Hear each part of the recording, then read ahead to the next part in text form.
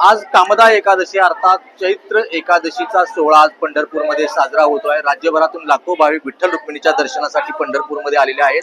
जवळपास विठ्ठल मंदिरापासून 2-2.5 किलोमीटर अंतरावरती दर्शनाची रांग गेलेली आहे। आपण बघतोय की विठ्ठल दर्शनासाठी भाविकांची एकच गर्दी झालेली आहे। आज चैत्र एकादशीच्या निमित्ताने विठ्ठल मंदिरामध्ये आकर्षक अशी फुलांची सजावट करण्यात आलेली आहे। पुणे येथील भाविकांनी ही सजावट केलेली आहे। जवळपास 13 प्रकारच्या विविध देशी विदेशी फुलांनी ही सगळी मंदिरामध्ये सजावट करण्यात आलेली आहे। विठ्ठलाचा गाभारा, सभा मंडप आणि संत नामदेव पायरी या ठिकाणी अशा पद्धतीची आकर्षक मनमोहक अशी ही सुंदर सजावट करण्यात आलेली आहे। या सजावटीमुळे देवाचं रूप अधिकच खुलून दिसत आहे। आज चैत्र एकादशीच्या निमित्ताने पहाटे विठ्ठलाची आणि रुक्मिणी मातेची नित्यपूजा संपन्न झाली। विठ्ठलाची नित्यपूजा ही मंदिर समितीचे सदस्य शिवाजी महाराज मोरे यांच्या हस्ते सपत्नीक पार पडलेली आहे। एकूणच बघतोय की पंढरपूरमध्ये खरं तर आज भक्तीचा महापूर आलेला आहे। चंद्रभागेच्या तीरावरती स्नानासाठी भाविकांची गर्दी झालेली आहे। मठ असतील, मंदिरांमध्ये विठ्ठल नामाचा जयघोष सुरू आहे।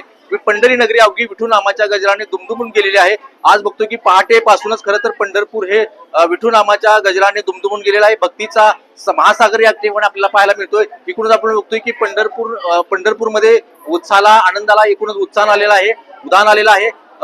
दर्शन रांगेत देखील भाविकांची मोठी गर्दी या निमित्तानं आपल्याला पाहायला मिळते आहे। कॅमेरामॅन राजू मिसाळ, भारत नागणे, साम टीव्ही न्यूज, पंढरपूर। देश विदेशातील प्रत्येक घडामोडींचे लाईव्ह अपडेट मिळवण्यासाठी आता साम टीव्हीच्या सर्व सोशल मीडिया प्लॅटफॉर्मला लाईक, फॉलो आणि सबस्क्राईब करा।